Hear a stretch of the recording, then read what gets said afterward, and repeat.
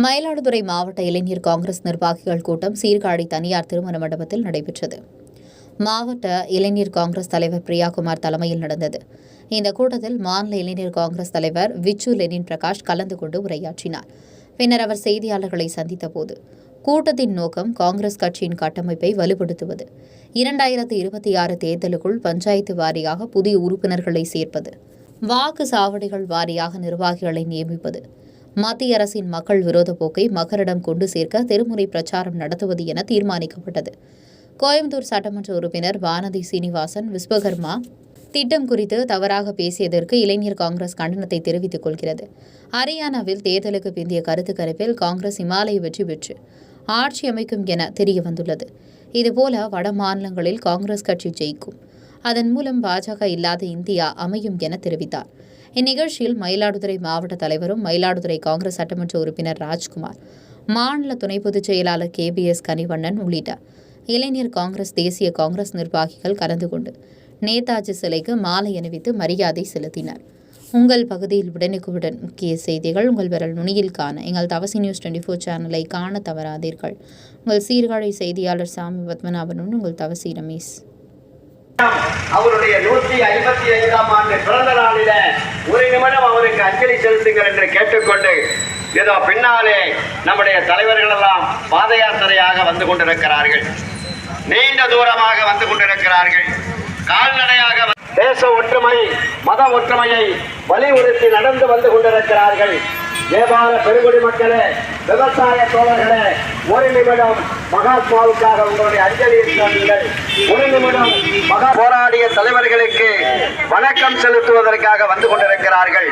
சுபாஷ் சந்திர போஸ் அவருடைய திருவுருவச் சிலைக்கு மாலை அணிவதற்கு வந்து கொண்டிருக்கிறார்கள் என்பதை தெரிவித்துக் கொள்கிறோம்.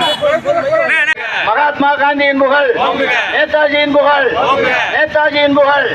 இந்திய தேசிய காங்கிரஸ் இளந்தலைவர் ராகுல் காந்தி, இளந்தலைவர் ராகுல் காந்தி, நேதாஜியின் புகழ். இந்த தேசம் இன்றைக்கு 77 ஆண்டுகளை கடந்தும் ஒரு அமைதியான நிலையை இருக்க வேண்டும் என்பதற்காக இன்னும் போராட வேண்டிய இன்று மயிலாடுதுறை மாவட்ட இளைஞர் காங்கிரஸ் சார்பாக ரைசிங் யூத் என்கின்ற ஒரு தமிழ்நாடு இளைஞர் காங்கிரஸ் கொண்டு வந்த அந்த திட்டத்தினுடைய செயற்குழு கூட்டம் நடைபெற்றது.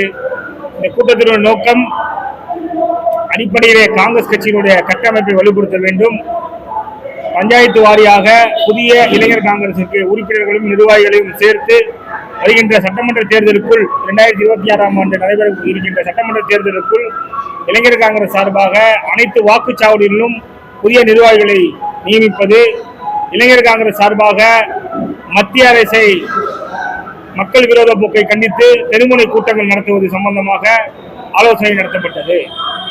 இதற்கு இந்த மாவட்டத்தில் இளைஞர் காங்கிரஸ் தலைவர் பிரியகுமார் அவர்கள் தலைமை தாங்கினார்.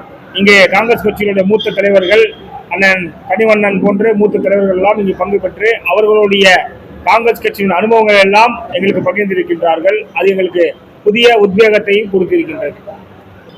அணி பாஜகவினுடைய மகளிர் அணி தலைவரும் கோவையில் சட்டமன்ற உறுப்பினருமான வானதி சீனிவாசன் அவர்கள் இன்று நடைபெற்ற ஒரு கூட்டத்தில் விஸ்வகர்மா திட்டத்தை தமிழக அரசு எதிர்க்கின்றது, அதற்கு நீங்கள் எல்லாம் ஆதரவாக இருக்கின்றீர்கள், உங்கள் சமுதாயத்தை எதிர்க்கின்ற போது நீங்கள் எல்லாம் அமைதியாக இருக்கலாம் என்று சாதிய வன்முறைகள் தூண்டுகின்ற வகையிலே அவருடைய பேச்சு அமைந்திருக்கின்றது.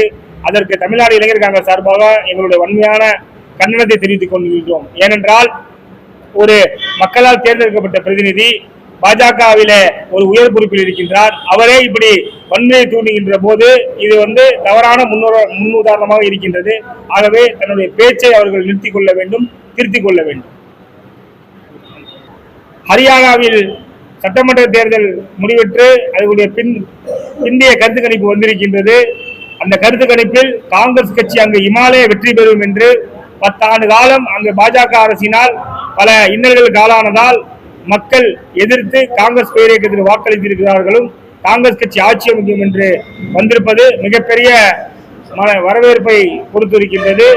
இதுபோன்று வட மாநிலங்களில் பாஜக ஆட்சி செய்கின்ற மாநிலங்கள் எல்லாம் மக்கள் தெளிவு பெற்றுக் கொண்டே வருகின்றார்கள். எனவே பாஜக இல்லாத இந்தியா புதிதாக உருவாகும் என்பதில் எங்களுக்கு மிகப்பெரிய நம்பிக்கை வந்திருக்கின்றது.